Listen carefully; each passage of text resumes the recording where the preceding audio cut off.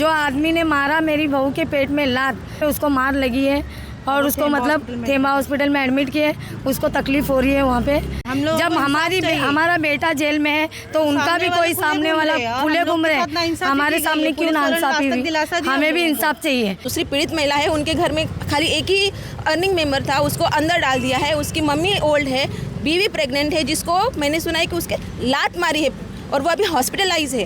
तो वो they are suffering actually. सो ये नहीं होना चाहिए और ये क्लियर कट दिख रहा है कि ये किसी के प्रेशर में आके कर रहे हैं। एक तरफा कार्रवाई हो रही है और ये किसके दबाव में हो रही है, दल बल के किसके दबाव में हो रही है।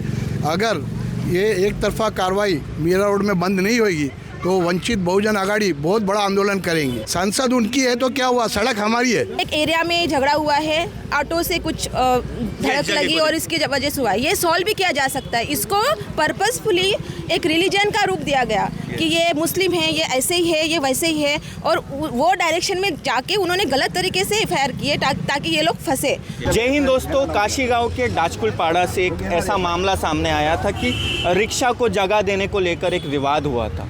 उस विवाद को हिंदू मुस्लिम का रंग देने की भी कोशिश की गई। वंचित बहुजन आघाड़ी के कई नेता आए हैं, यहाँ पर पूरी टीम आई है और जिस फैमिली पर कार्रवाई हुई है वो फैमिली भी यहाँ पर आई है और ऐसा कहना है कि ये एक तरफा कार्रवाई हुई है, एक तरफा ही एफआईआर लिखी गई है। मैम, मैं ये जानना चाहूँगा आपसे कि एग्जैक्टली उस दिन हुआ क्या था और क्या दोनों तरफ से मारपीट हुई थी? एग्जैक्टली ना, वो लोग दोनों जा रहे थे हॉस्पिटल के लिए। वो रास्ते को लेके विवाद हुआ था, दोनों का तो हाथापाई मतलब दोनों की बात में लग गई। लेकिन उन लोगों ने, हम लोग पुलिस चौकी पहुंचे, इन लोगों ने हम लोग की कंप्लेंट, वो लोग बोले कि हाँ होने वाली है, कंप्लेंट हो गई है, कुछ नहीं होगा कुछ नहीं होगा। लेकिन सामने वाले की कंप्लेंट ली गई और हम लोगों को बस दिलासा दिया गया कुछ नहीं होगा। लास्ट तक हम लोगों को मतलब कुछ एफआईआर वगैरह हमारे हाथ में दिया नहीं, सिर्फ एक एनसी पेपर दिया गया। मैं ये जानना चाहूँगा, उस दिन जो रिक्शा से जा रहे थे, रिक्शा में कौन कौन लोग मौजूद थे, कहाँ जा रहे थे और एग्जैक्टली हुआ क्या था? एक प्रेग्नेंट लेडीज थी और उसकी ननद थी, एक ननद थी और पेट से एक औरत थी, बच्चे थे छोटे छोटे। तो जा रहे थे तो सामने रिक्शे वाले को बोला कि भाई थोड़ा रिक्शा साइड में लेना, मुझे हॉस्पिटल जाना है। तो क्या बोल रहे, मुल्ले जाना खड्डे में से रिक्शा लेके। तो उसकी औरत जाके पूछी ऐसा क्यों बोली बहन तू? तो क्या बोलती है जाना करके, तो एक कान के नीचे दी उसके, तो पूरा मारा मारी मतलब हाथापाई होने लगी। हाथापाई हुई तो उसकी बहन विवाद ये छोटी ये बात से शुरू हुआ था, रास्ता देने को लेकर। ऐसा कोई ये नहीं था कि हिंदू मुस्लिम। अच्छा, एक जो बात चल रही है कि नाबालिग लड़की को बेरहमी से पीटा गया, वो क्या है एग्जैक्टली, क्या है वो नाबालिग लड़की? कौन है जिसको ये रिक्शा वालों ने पीटा? कोई नाबालिग लड़की नहीं थी, सब मतलब वो लोग 4 बहन लोग हैं, माँ है, 3 आदमी लोग हैं। आप बोलो। 3 आदमी है और एक रिक्शे वाला है, एक उसका बाप है और एक आदमी था। जो आदमी ने मारा मेरी बहू के पेट में लात पे उसको मार लगी है और उसको मतलब थेमा हॉस्पिटल में एडमिट किए, उसको तकलीफ हो रही है वहाँ पे। तो आज उसकी सोनोग्राफी हो रही है, तो उसके रिपोर्ट में क्या आएगा वो हम तुमको आज बता देंगे। आपके बेटे के खिलाफ एफआईआर हुई, आपके बेटे के खिलाफ एफआईआर हुई है और आप लोगों की ये मांग है कि जिन्होंने उधर से भी मारपीट की उस पर भी एफआईआर होना चाहिए। जब हमारा बेटा जेल में है तो उनका भी कोई सामने वाला खुले घूम रहे, हमारे सामने क्यों नाइंसाफी हुई?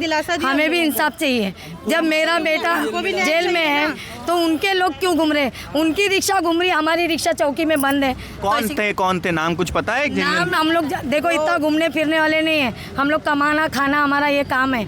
और इन लोग ऐसे रास्ते में बैठते, कोई आने जाने वाले को खाली यही करते कि खाली बहाना मांगता है इन लोग को झगड़े करने के लिए। तो दोस्तों, इनकी बातों से ये चीज़ तो पूरी तरह से क्लियर हो गई कि ये कोई हिंदू मुस्लिम का विवाद नहीं था, ये एक झगड़ा था जिसमें इनका आरोप है कि एक ही तरफ से कार्रवाई हुई है, दोनों तरफ की कार्रवाई नहीं हुई है, दोनों तरफ से एफआईआर लिखी नहीं गई। और मैं एक और चीज़ ये भी क्लियर करूँगा, उस दिन डीसीपी संदीप दोहेपोड़े ने भी ये चीज़ कही थी कि ये इसमें कोई हिंदू मुस्लिम का विवाद नहीं है। सर, आप सब आए हैं वंचित बहुजन आघाड़ी की तरफ से फैमिली के साथ, क्या बात हुई अंदर और क्या अभी इनकी बात सुनी जाएगी?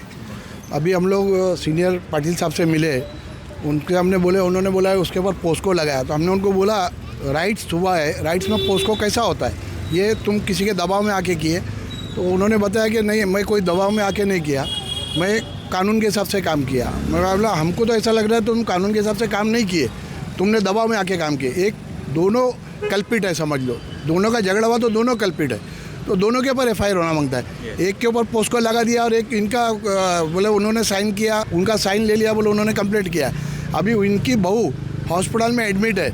अभी सीनियर साहब ने बोले कि भाई वो मैं उसका स्टेटमेंट लूँगा और उसके बाद वो क्या कलम होती है उनके ऊपर मैं वो कलम लगाऊंगा, ऐसा इन्होंने आश्वासन दिया है। मतलब ऐसा कहा है कि इनकी भी बात रखी जाएगी और इनकी जो शिकायत है उस पर भी एफआईआर दर्ज करी जाएगी। सर मैं आपसे भी बात या मैम आइए, मैम इस विषय को लेकर आप भी यहाँ आए हैं, क्या कहेंगे ये एक तरफा कार्रवाई पर? यस मैं कहूँगी कि ये एक तरफा ही कार्रवाई है, क्योंकि जैसे मुझे ये मैटर समझा है, उन्होंने एक साइड को ऐसे बोला है कि वो पे माइनर गर्ल थी, मतलब अंडर एज थी, इसके लिए फोक्सो लगा है। बट ये कोई पर्पस बोली किसी को छेड़ने के लिए नहीं गए थे, ये जो हुआ था झगड़े में हुआ था। अगर किसी को प्राइवेट पार्ट में टच भी हुआ है तो वो पर्पसफुली नहीं है, ये तो बाय मिस्टेक झगड़े में हुआ है, दोनों साइड में हुआ है। ये दूसरे पार्टी के भी लेडीज़ को लगा है, लेकिन उन्होंने जो कलम लगाई वो एक ही साइड पे लगाई, तो ये पक्का दिख रहा है कि वो किसी के प्रेशर में आके एक साइड ही उन्होंने कंप्लेंट ली है। और जो दूसरी पीड़ित महिला है उनके घर में खाली एक ही अर्निंग मेंबर था, उसको अंदर डाल दिया है। उसकी मम्मी ओल्ड है,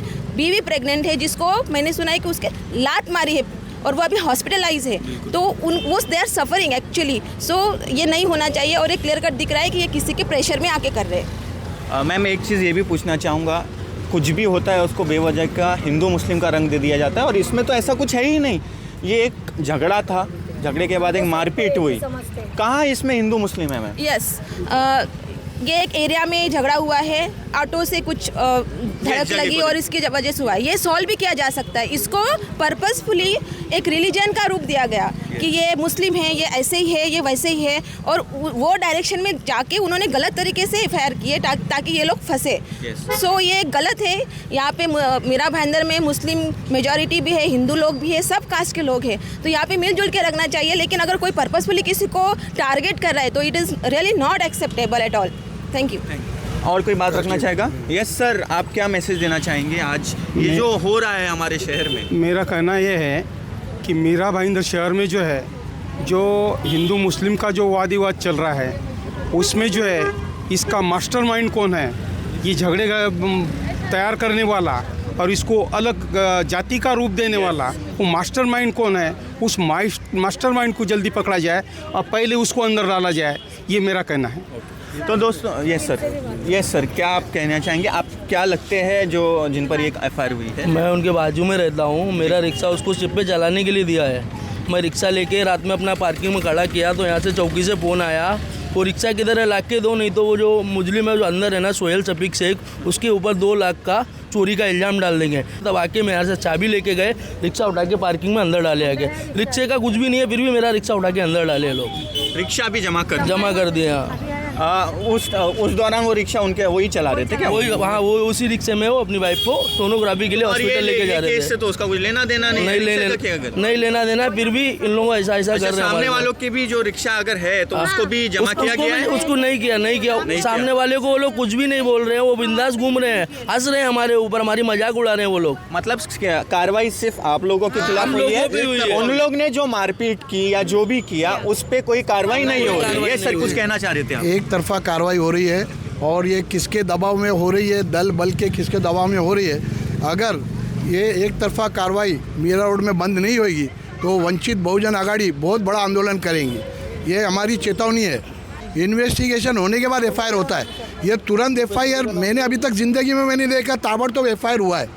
तो ये साहब को हमने तो बोला है उनको, तुमने एफआईआर बोला, इतना फास्ट एफआईआर, पोस्को का एफआईआर, राइट्स में पोस्को का एफआईआर नहीं होता है।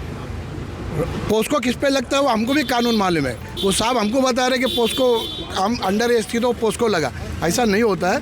हम पुलिस वाले से रिक्वेस्ट करेंगे दबाव में मत काम करो, क्योंकि ऊपर वाले का फोन है तो उससे भी ऊपर कोई बैठा है, उसका भी ध्यान रखो, तुमको प्रॉब्लम हो जाएगा। तो और तुम ऊपर वाले के दबाव में किसी के ऊपर भी गलत वो करेंगे तो वंचित बहुजन आघाड़ी बाला साहब अम्बेडकर के नेतृत्व में कोर्ट से जाके हम भी जो कानूनी कार्रवाई होती है हम भी वो पुलिस वालों पे करेंगे। अगर पुलिस वालों ने एक तरफा कार्रवाई तो हम लोग भी वो कार्रवाई करेंगे। संसद उनकी है तो क्या हुआ, सड़क हमारी है। तो दोस्तों आज जो कुछ दिन पहले दक्षकुल पहाड़ा में एक विवाद हुआ था रिक्शा को जगह देने को लेकर, उसको तो पहले हिंदू मुस्लिम का रंग देने गया। हालांकि डीसीपी संदीप धोएपोड़े ने ये क्लियर किया था ऐसी कोई बात नहीं है। और आज जिन पर एफआईआर हुई है उनके फैमिली मेम्बर्स आए हुए, साथ में उनके मीरा भाईंदर वंचित बहुजन अघाड़ी की पूरी टीम आई है और इनकी यही मांग है कि मारपीट दोनों तरफ से हुई थी तो एक ही तरफा कार्रवाई क्यों, जो दूसरे पक्ष ने मारपीट की है उन पर भी कार्रवाई होनी चाहिए। इनकी ही रिक्शा जमा क्यों है, उनकी तरफ से भी उनकी भी रिक्शा जमा होनी चाहिए। कार्रवाई समान होनी चाहिए, इक्वल होनी चाहिए। इसके संबंध में और कोई अपडेट आएगी तो हम आप तक ज़रूर पहुंचाएंगे। आप सब अपना ख्याल रखें, सभी को दुआओं में याद रखें। Thank you so much.